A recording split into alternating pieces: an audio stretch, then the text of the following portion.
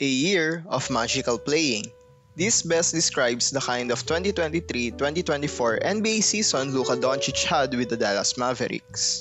Mula umpisa hanggang katapusan, nagpakita ng samot-saring tricks ang Slovenian superstar na talagang nagpawaw sa marami. Consider his achievements: 73-point game that tied him for the 4th most points scored in a single game in NBA history, All-Star for the 5th time, All-NBA First Team 5 consecutive times, Western Conference Finals MVP. Kompleto na sana ang success story ng taon kung hindi lang kinapos ang bandera ng Dallas sa NBA Finals.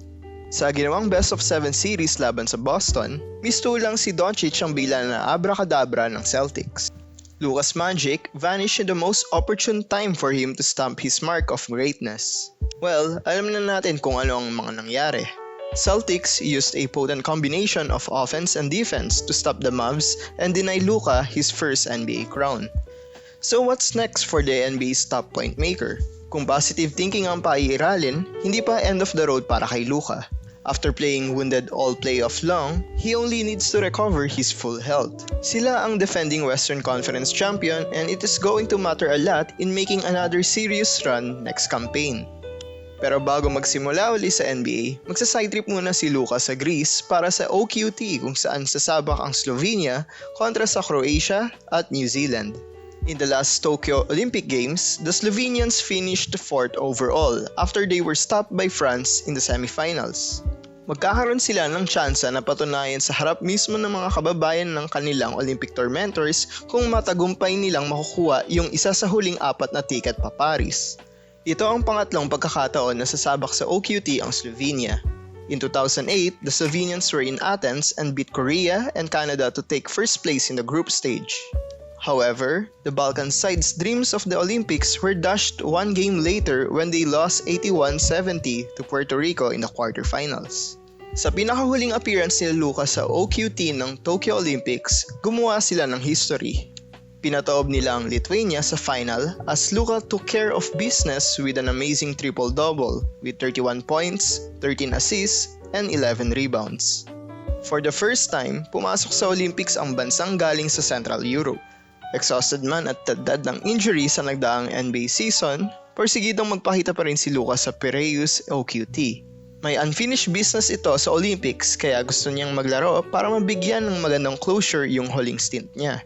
At ang Mavs general manager na si Nico Harrison na ang mismong nagsabi na playing for the national team ang isa daw sa mga greatest joys ni Luka at hanggat nakakalakad ang mama, walang makakapigil sa kanyang maglaro. Pumalpak man sa una niyang sabak sa NBA Finals, hindi lang naman si Luka ang nakadanas nito. The great LeBron James also had to go through the same process when he led Cleveland to the finals in 2007 but couldn't hurdle the San Antonio Spurs. Kahit nga sina Brown at Tatum mismo ay nakatikim muna ng pagkatalo sa 2022 NBA Finals bago nagawang ilang paso si Luka at masungkit ang una nilang kampyonato. Doncic was a loser in the NBA Finals but he's also a winner. He poured everything he had, becoming the postseason leader in points, rebounds, and assists. Tandaan din natin to. Dallas wasn't supposed to be in the finals. The team only finished 5th in the West after a shaky regular season. And prior to the playoffs, only had the 7th highest odds to win the NBA championship behind number 1 Boston Celtics and number 2 Denver Nuggets. But thanks to Luka, Dallas exceeded expectations. Barring any major injury, Luka should recover and reach his peak form in the next 3 years. Yung experience niya sa finals ay magagamit niya para lalong tumibay sa paglalaro.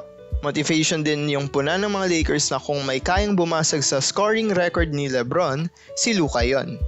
At dahil eligible na siya para pumirma ng Supermax extension sa 2025 off-season, most likely ay magsisilbing pampagana rin ito sa kanya. Next season, may bagong hamon na kakaharapin si Luka sa mga batang guards gaya nila Reed Sheppard, Stephen Castle, at Nikola Topic. Luka is known for his magic, and great magic men never run out of tricks. Mas seryosong pagpapakondisyon ng katawan, pag-develop ng one-on-one defense at pick-and-roll coverage, mental training to handle hardcore distractions. Lahat yon ay kailangan niyang gawin para masiguradong may mas magandang sequel ang kwento ng Dallas. Luka's brilliance all season was not a product of any hocus-pocus. Gabi-gabi niya yon tinrabaho na kayang ulitin pa hanggang next season. So yes, you can count on Luka in the coming months to remake the heartbreaking effect of an NBA Finals fiasco disappear into thin air.